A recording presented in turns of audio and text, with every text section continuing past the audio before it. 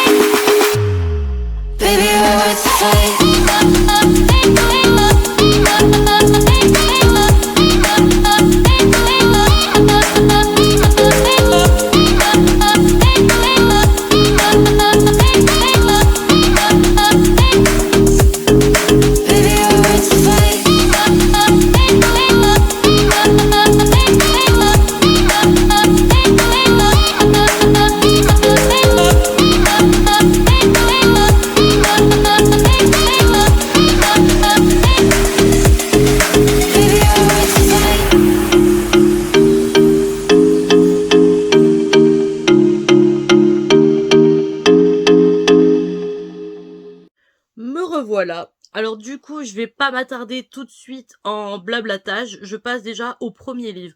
Donc le premier livre, il s'agit du 3e tome de la saga The Element de Brittany Setcheri. Donc le 3e tome qui s'appelle The Silence Waters, si ça se dit bien comme ça. Donc voilà, c'est le 3e tome de la série The Element. Donc voilà, hein, il est en version poche, parce que je sais qu'ils existent en grand format, mais moi, j'ai toute la saga des 4 livres en version poche. Donc voilà un petit peu pour celui-là. Donc de quoi parle cette histoire? Déjà, cette histoire est tellement waouh qu'elle m'a foutu sur le tapis déjà, hein, voilà. Donc de quoi parle cette série, n'importe quoi. De quoi parle ce livre? Alors déjà, pour vous faire un topo, je peux vous en parler parce qu'en fait, c'est une saga de 4 tomes. Mais c'est pas du tout les mêmes personnages dans chaque tome. C'est une histoire différente dans chaque tome.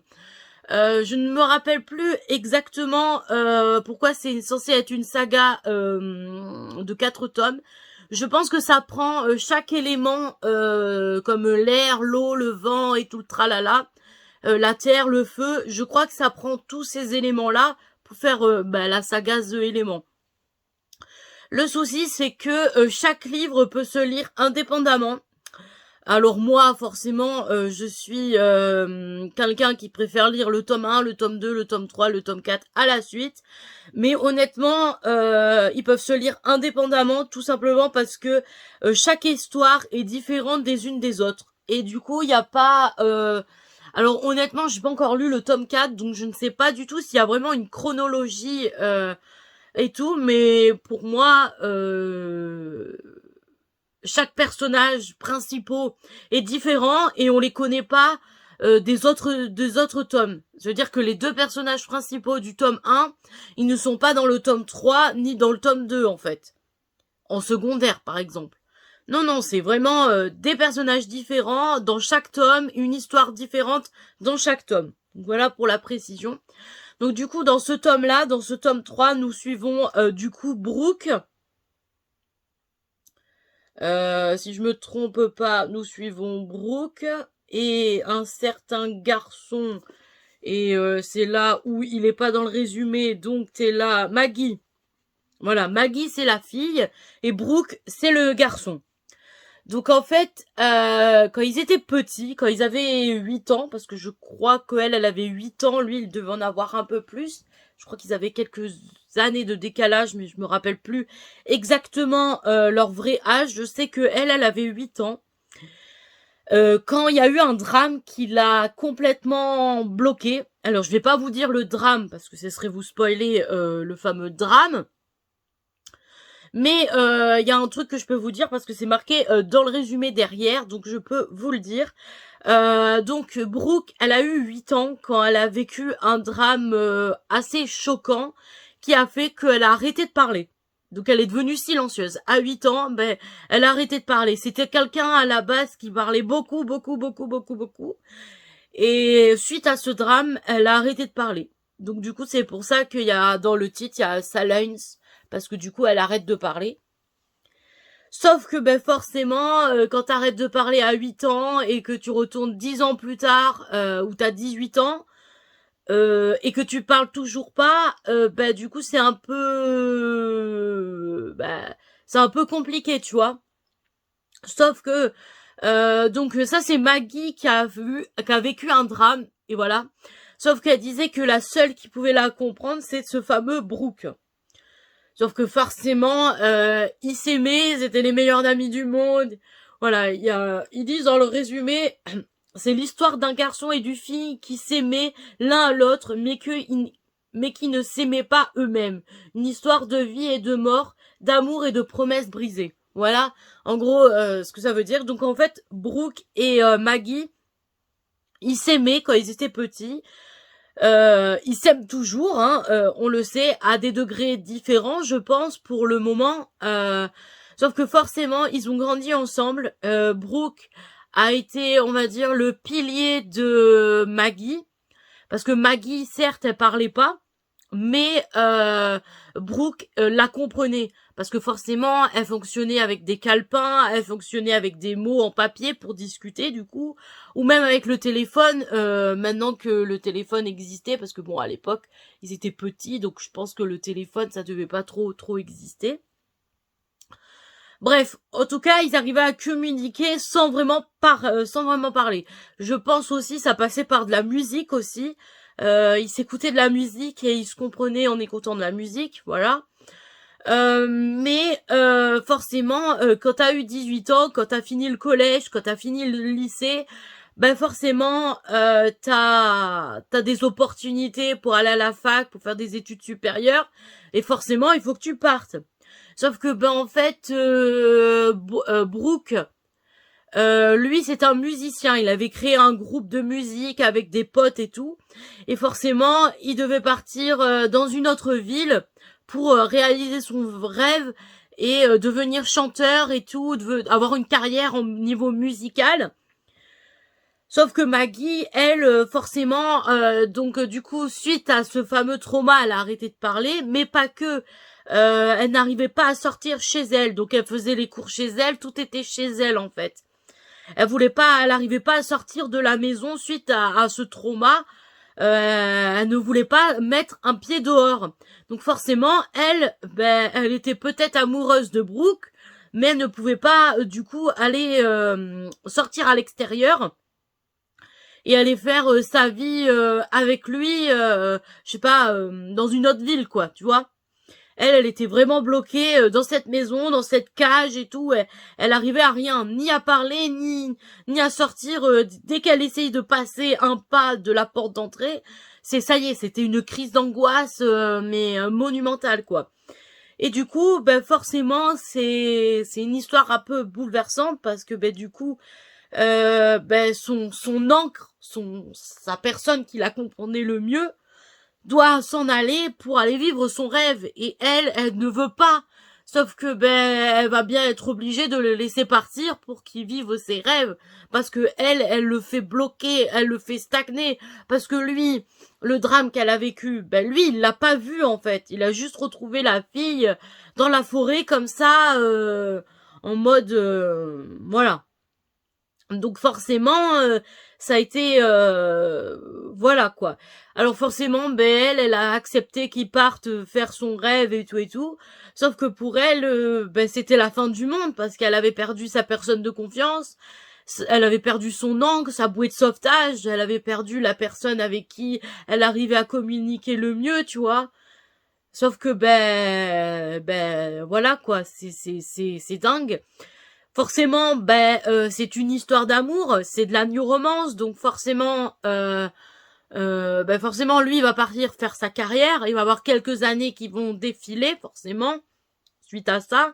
Je sais pas si elle va pas avoir une vingtaine d'années, 24, 25, un truc comme ça après.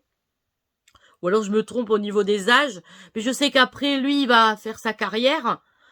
Et puis, forcément, lui, il va se rendre compte que il est amoureux d'elle et qu'il peut pas vivre sans elle, que il lui manque et tout. Donc forcément, lui, il va vouloir revenir, il va vouloir l'aider et tout. Donc forcément, après, il va avoir une histoire d'amour. Hein. C'est de la du romance, donc t'as une histoire d'amour. Donc voilà un petit peu au niveau résumé. Je ne sais pas ce que je peux tellement vous dire d'autre au niveau avis, au niveau résumé. Donc déjà, au niveau avis, déjà, vous savez très bien que depuis le temps que j'en parle, les livres de Brittany Setcheri, c'est une valeur sûre pour moi. C'est mes petits bébés parce que Brittany Setcheri, je sais pas si vous les avez vus dans d'autres vidéos que j'ai dû faire il y a quelques temps parce que j'en ai lu d'autres des Brittany Setcheri quand même. Bref, du coup, les Brittany Setcheri, c'est mes bébés quoi. À chaque fois qu'elle écrit un livre, t'es transporté niveau émotionnel. T'as vraiment tout ce qu'il faut pour que tu pleures, pour que l'histoire te reste dans ton cœur, pour que ça soit un coup de cœur à la base. Hein. Parce que ce livre a été un coup de cœur, hein, je vous le dis clair et net, ce livre a été un coup de cœur. Donc du coup voilà, ce livre m'a plu, m'a transpercé par toutes les émotions que tu peux y mettre. Ça a été une bouffée d'air frais, ça m'a fait franchement de lire ce livre, ça m'a fait du bien. C'est vrai que j'ai beaucoup pleuré parce que tu passes par des phases émotionnelles assez compliquées. Ce fameux handicap, il est quand même lourd à porter au quotidien, au niveau de toi-même déjà, au niveau de la personne qui a cet handicap, mais à tout l'entourage de cette personne, donc la famille, les frères et sœurs, les parents et tout et tout. C'est quand même beaucoup au niveau émotionnel et c'est vrai que c'est waouh quoi. Donc du coup voilà un petit peu pour celui-là. Je ne sais pas ce que je peux vous dire d'autre pour celui-là, donc du coup je vais passer au prochain bouquin et voilà. Donc le prochain livre que je vais vous présenter, pardon, il s'agit d'un livre de Noël que j'ai lu du coup en janvier aussi. Donc il s'agit de Noël, Avalanche et Hésitation. Alors cette fois-ci je le dis bien hein, parce que je veux toujours mettre Hésitation avant Avalanche et Avalanche après à chaque fois. Bref. Donc du coup c'est Noël, Avalanche et Hésitation. Voilà, je le redis bien. De Rose Mia, donc voilà, c'est un livre de Noël, en version poche, j'allais dire inédit mais non. Donc il était déjà sorti en auto-édition, mais cette fois-ci il est sorti chez Hugo avec 14 chapitres inédits, alors que la version auto-édition n'avait pas ces 4 chapitres. Donc voilà, hein, c'est marqué ici. Hein. Voilà. Donc, de quoi parle ce livre? Alors déjà, nous suivons une fille qui s'appelle Lila et un garçon qui s'appelle Mathieu. Alors Lila est une fan de Noël. Elle tient une boutique de supermarché dans une ville où il y a les montagnes, la neige et tout le tralala là. Donc déjà, Lila a une fada de Noël. Déjà, elle est pressée parce que là elle est pressée parce que L'histoire commence où elle est dans sa boutique. C'est bientôt l'heure de la fermeture. Et Lila, elle est pressée de fermer, de plier bagages, de fermer la boutique, de rentrer chez elle pour préparer les décorations de Noël et tout le tralala, le repas de Noël et commencer à préparer tous les préparatifs de Noël, voilà. Sauf que forcément, c'est là où le personnage de Mathieu rentre dans l'histoire. Mathieu est un médecin tatoué qui vient de débarquer dans cette ville, dans cet hôpital et tout, bref, de l'hôpital de la ville, hein. Voilà ça. Sauf que Mathieu, lui, Noël pour lui, c'est l'enfer. C'est comme ils disent dans le résumé. Mathieu, médecin tatoué aux allures de bad boy pour qui Jungle Bell est une mélodie venue tout droit des enfers. Hein. Donc on sait tout de suite que Mathieu déteste Noël, ça c'est sûr et certain. Voilà. Donc Mathieu, il trépine dans le magasin parce que il veut faire ses courses, mais il sait pas quoi prendre, il hésite, nanana.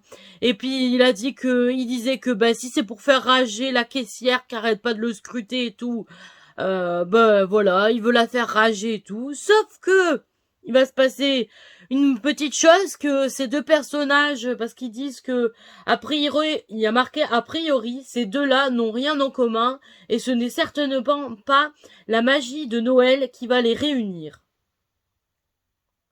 Mais il va se passer une petite chose, il y a marqué l'avalanche haute comme une immeuble qui leur fonce droit dessus pourrait en revanche les contraindre à faire connaissance. Voilà un petit peu tout ça. Une avalanche va débarquer de nulle part, hein, et va carrément détruire le magasin de Lila. Donc le magasin que Lila travaille, hein, parce qu'elle n'est pas la patronne, c'est pas elle la patronne du magasin. Elle est juste caissière dans ce magasin. Et l'avalanche leur tombe dessus et détruit le magasin et tout. Donc ils vont être bloqués, ensevelis sous le magasin. Et ils vont devoir cohabiter ensemble, si on peut dire ça comme ça, survivre ensemble à cette avalanche le temps que les secours arrivent. Donc voilà, les secours vont mettre plusieurs jours, si je m'abuse, plusieurs heures, plusieurs jours à venir et tout, donc eux, ils doivent cohabiter un petit peu ensemble pour survivre surtout à cette avalanche, parce que forcément, voilà, hein, c'est une avalanche, hein, tu peux en mourir si tu te prépares pas comme il faut. Donc voilà un petit peu tout ça. Donc forcément, voilà, hein, c'est donc du coup ils vont devoir cohabiter, survivre ensemble. Ils se détestent pourtant, ils se connaissent pas, mais elle aime Noël, lui il n'aime pas Noël, donc forcément ça va, voilà. Ils vont devoir discuter, ils vont devoir s'aider parce que forcément quand t'es enseveli sous une avalanche dans un magasin et tout, il faut aller chercher de quoi manger, de quoi se tenir chaud, de quoi faire pas mal de choses, tu vois, voilà. Hein. Le temps que les secours arrivent, il faut faire tout ce qu'il faut pour survivre. Donc ils vont devoir, se répartir les tâches. Ils vont discuter, beaucoup apprendre à se connaître, discuter et tout, forcément, parce que quand t'es tout seul sous une avalanche et que tu sais pas quand les secours vont arriver, forcément il faut quand même discuter pour faire passer le temps, voilà, hein, un peu tout ça.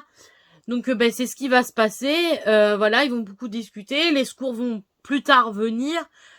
Du coup, tu aurais pu croire que ça en reste là, eux deux, tu vois. Sauf que y a une histoire d'amour qui va naître entre ces deux personnages, hein. Forcément, c'est de la new romance, donc qui dit new romance dit histoire d'amour, hein. C'est sûr et certain, donc voilà. Donc comme je disais, il va y avoir une histoire d'amour avec ces deux personnages qui va mettre tout le long du livre pour aboutir à une vraie relation. Je ne sais pas ce que je peux vous dire d'autre au niveau résumé, donc je pense que je vais arrêter là au niveau résumé. De toute manière, si vous voulez avoir plus de détails, plus de résumés ou lire la 4e de couverture, je vous mettrai les liens en barre d'infos. Ça, je n'oublie jamais de vous les mettre. Donc, vous les aurez en barre d'infos. Donc, voilà un petit peu pour ça. Au niveau avis, qu'est-ce que je pourrais vous dire au niveau avis? J'ai beaucoup aimé ce livre. Déjà, je suis pas très fan des livres de Noël. Alors j'aime bien Noël, mais j'arriverai pas à lire des livres de Noël en mettons l'été. Voilà. Ce que je veux dire, c'est que les livres de Noël, j'arriverai à les lire en période de Noël. Voilà. Tout ce que je peux vous dire, c'est que j'arriverai à lire des livres de Noël à partir de Noël ou un petit peu avant Noël, genre décembre, peut-être fin novembre. Mais je n'arriverai pas à lire des livres de Noël en été. Vous voyez un peu le topo. Là, vous voyez, il y a Salem qui est derrière. Donc du coup, voilà. Donc voilà, j'aurais jamais lu ce livre si on n'était pas dans la période de Noël quand je l'ai lu en janvier. Alors je dis janvier parce que janvier ça compte un petit peu encore. Normalement c'est plutôt fin. Ouais, lire les livres de Noël, tu peux commencer en novembre, décembre, janvier, mais généralement pas plus. Donc du coup voilà, j'ai beaucoup apprécié cette histoire. Alors malgré que je suis pas très friand des livres de Noël, ce que je veux dire, ce que j'ai aimé dans cette particularité de ce livre de Noël, c'est qu'il y a eu une avalanche, une catastrophe, on va dire, une catastrophe, et que du coup ça a contraint des personnages qui ne se connaissaient pas, qui ne s'apprécient peut-être même pas parce qu'elle est femme de Noël et lui non. Et du coup ça a contraint ces personnages à cohabiter, à survivre et à faire une relation d'amour alors qu'ils se connaissaient pas du tout, tu vois. Et du coup, c'est ce qui a fait que j'ai beaucoup aimé ce livre, en fait, parce que, aimer Noël, alors que, des trucs dans le genre un petit peu, donc voilà, un petit peu, pourquoi, voilà. Alors après, je sais pas si je pourrais vous dire que c'est un coup de cœur, mais en tout cas, il a été, ouais, je sais pas si je peux vraiment vous dire si c'est un coup de cœur, parce que j'ai vraiment eu d'autres coups de cœur dans l'année. Mais ce que je veux vous dire, c'est que j'ai passé un bon moment de lecture avec ce bouquin. Donc voilà un petit peu tout ça. Et je vais arrêter là et passer au prochain livre suivant. Donc je vais le poser là et je vais passer au prochain livre à vous présenter. Bon, donc du coup, le prochain livre que je vais à vous présenter, il s'agit de Chercheur d'or de Nathalie Sullivan. Donc c'est un Hugo Poche aussi. Donc voilà. Version poche, de la new romance, comme les deux autres. Donc, voilà. Alors du coup, de quoi parle cette histoire? Déjà, pour commencer, nous suivons une certaine Lia.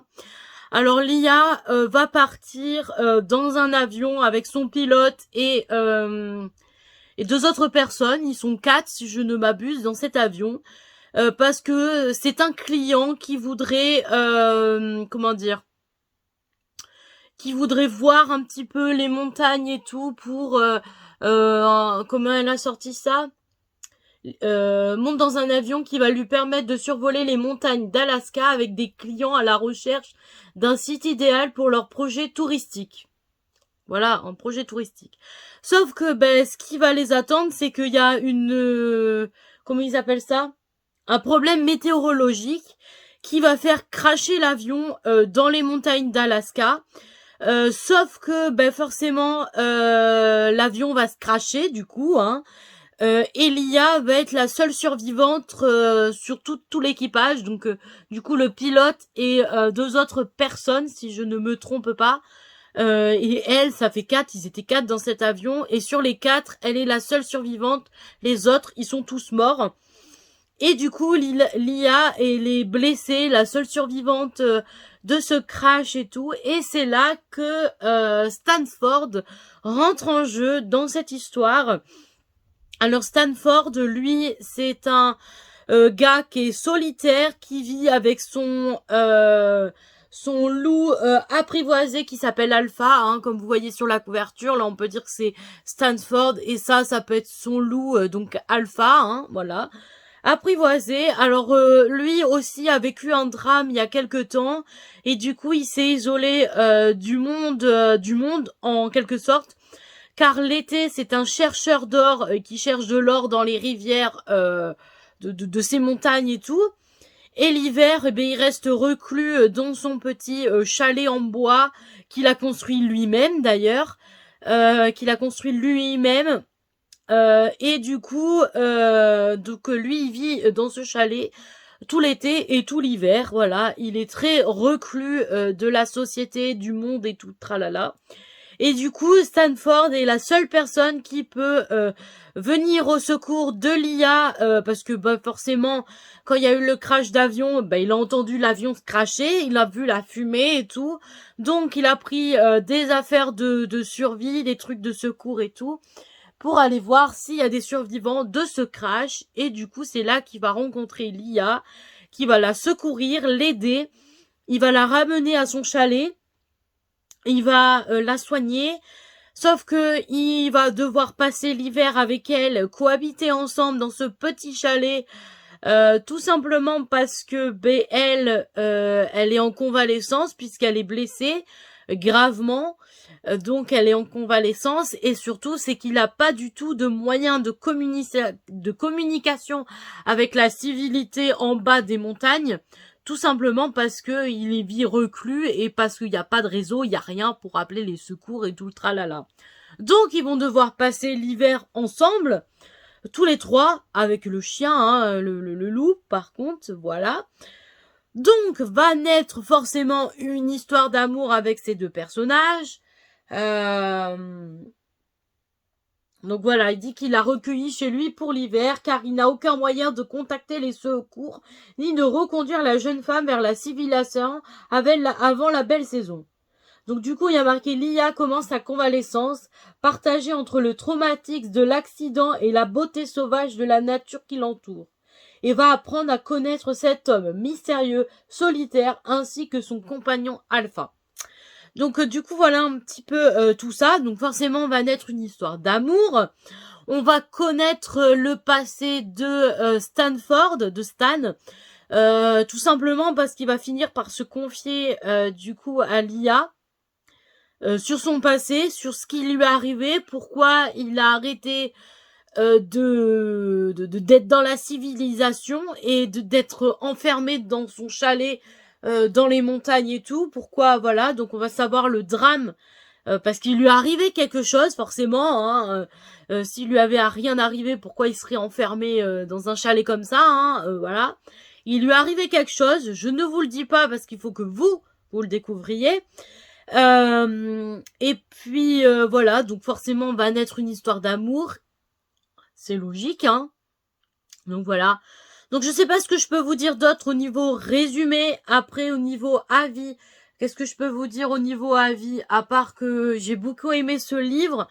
Il m'a fait voyager dans les montagnes d'Alaska. C'était spectaculaire. J'ai kiffé ma lecture, mais waouh. Ça a été comme Noël Avalanche et Hésitation. Ça a été pareil. Ça a été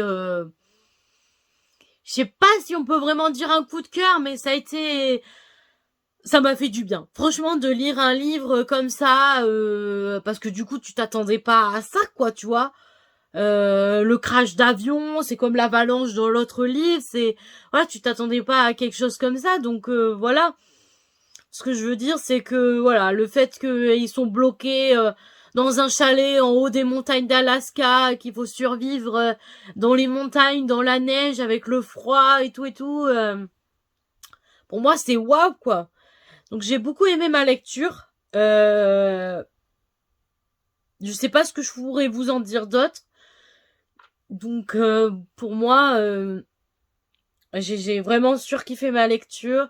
J'ai aimé les deux personnages. Ce qui m'a beaucoup bouleversé, ça a été le passé de Stanford. Donc le passé bouleversant de Stan qui l'a fait reclure en solitaire dans ces montagnes. Ça m'a beaucoup bouleversé parce que c'est vrai que tu vis pas ce genre de truc là dans ta vie. Donc bon, en tout cas pas dans la mienne, mais ouais, ça bouleverse quand même un peu quand même toute cette histoire. Donc c'est vrai que ben moi ça m'a un petit peu bouleversé un peu, donc voilà. Donc c'est vrai que Stan a été pour moi un personnage que j'ai beaucoup aimé, que j'ai beaucoup apprécié. J'ai fini par le comprendre à la fin de l'histoire, donc c'est vrai que voilà. Après l'IA, ça a été un peu plus compliqué de rentrer dans elle parce que elle n'a pas tellement un passé si douloureux que ça. Bon, je sais qu'elle a un passé aussi, mais voilà, le passé de Stan m'a beaucoup plus touché que l'IA, quoi. Donc voilà un petit peu pour celui-là. Je ne sais pas du tout ce que je peux vous en dire de plus sur ce livre. Donc du coup, je le pose et du coup, maintenant, il me manque plus que le dernier livre à vous parler. Donc du dernier livre que j'ai à vous parler, c'est un tome 1. Quand je vais vous le montrer, il aura plein de post-it, mais faut pas faire attention. Megan, elle a voulu essayer un nouveau méthode de truc, mais elle a pas réussi. Hein, donc voilà. Donc le prochain livre, je vais vous le présenter, voilà, et voilà. Donc je passe au dernier livre que j'ai à vous présenter. Il s'agit du premier tome de God of Love, donc de Eugénie Dillens, ça dit bien comme ça. Donc c'est un premier tome inédit chez Hugo Poche en version poche, bien évidemment. Donc il a plein de post-it, comme je disais tout à l'heure, que fallait pas faire attention. Megan, elle a voulu faire un truc, sauf que je l'ai pas fait à la longue des. À chaque fois que j'ai lu des livres, je les ai pas fait du coup. Donc voilà. Mais je vais essayer de m'y remettre un peu, mais bon. Bref. Donc, du coup, de quoi parle ce livre? Alors déjà, ce livre, on suit déjà, alors je ne sais pas du tout si c'est un dieu, je me rappelle plus du tout si c'est un dieu, un genre de Cupidon, si vous préférez. Donc du coup, déjà, on suit Eros. Donc Eros, c'est un genre de Cupidon de l'amour. Ça fait des millénaires que ça dure, qu'il influence les gens qui sont meurtris à retrouver l'amour, à retrouver leur hamster si vous préférez. Donc voilà, ils disent que voilà, Eros et l'amour, c'est une histoire qui dure. Cela fait des millénaires qu'il insuffle aux âmes meurtries et leur redonne goût à la vie, laissant des esprits soulagés dans son sillage. Donc il est fait pour ça, il est né pour ça. Donc voilà. Sauf que pour lui, c'est interdit d'avoir l'amour, de trouver l'amour, d'avoir ce qui donne aux humains. Lui ne peut pas l'avoir. Il peut pas tomber amoureux. Il n'a pas le droit à l'amour ni rien du tout de tout ça. Et donc voilà, lui voilà. Mais le problème, c'est que lui, à force de se lasser, à force de faire ça, ça le chagrine un petit peu quand même, tu vois.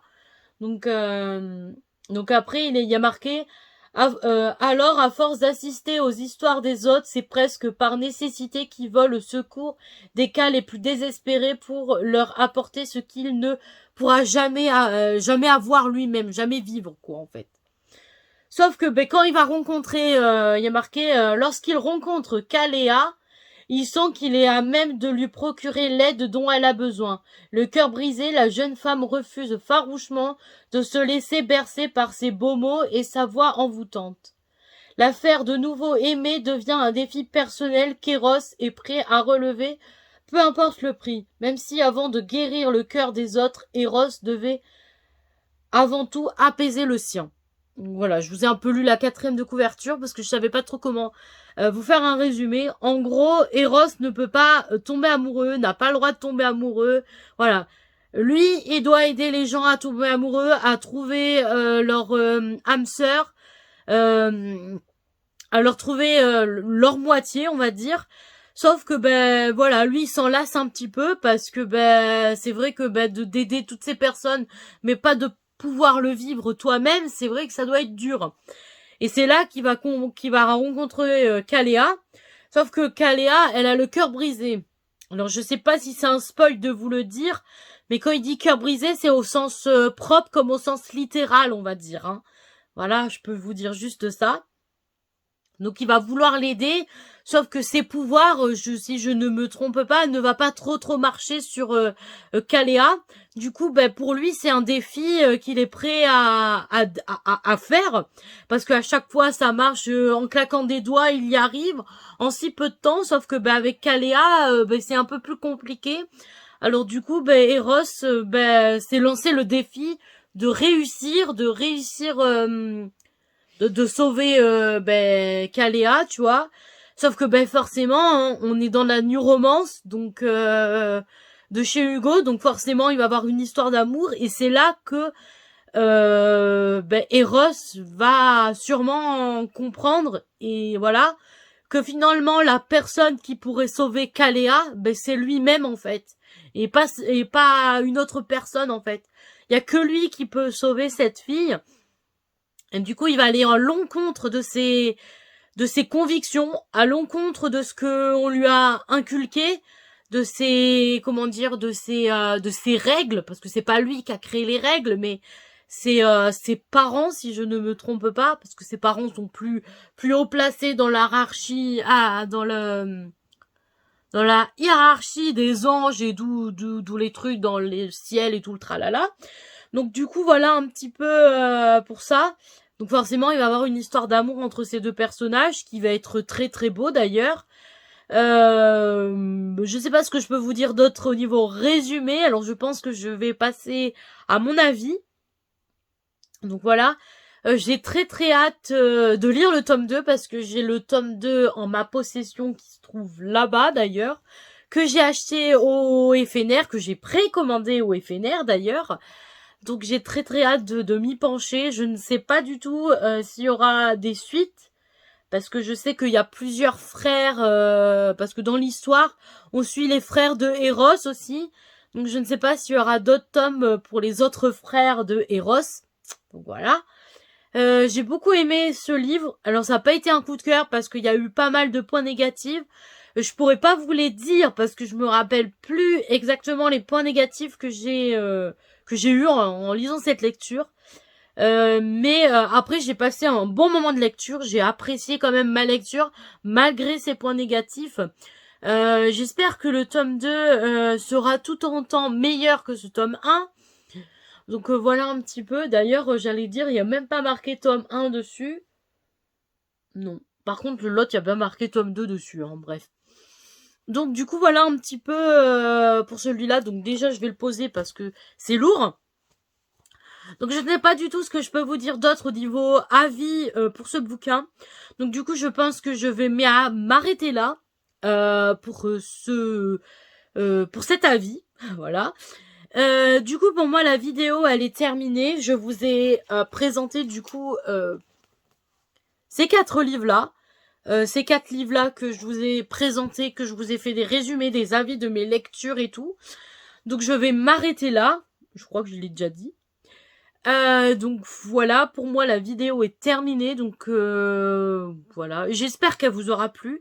Dites-moi en commentaire si vous avez lu certains de ces livres, ce que vous en avez pensé si vous les avez lus. Si vous les avez pas lus, je vous les conseille de les lire, parce que franchement ça vaut quand même le détour. De toute manière, si vous les avez pas en papier, ils se trouvent très facilement en électronique, donc voilà. Vous pouvez les trouver très très très facilement en électronique. Après, voilà. Je sais pas ce que je peux vous dire d'autre, à part que j'espère que vous avez bien aimé cette vidéo. Ma première en tant que changement radical des updates lecture. En sachant que j'en ai déjà tourné d'autres, mais pour moi, ça sera la première que je vais poster sur ma chaîne. Donc voilà, j'espère que tout s'est bien passé pour vous. Et puis voilà. Donc du coup, je vous souhaite de très bonnes lectures et à la prochaine pour une prochaine vidéo. Bisous!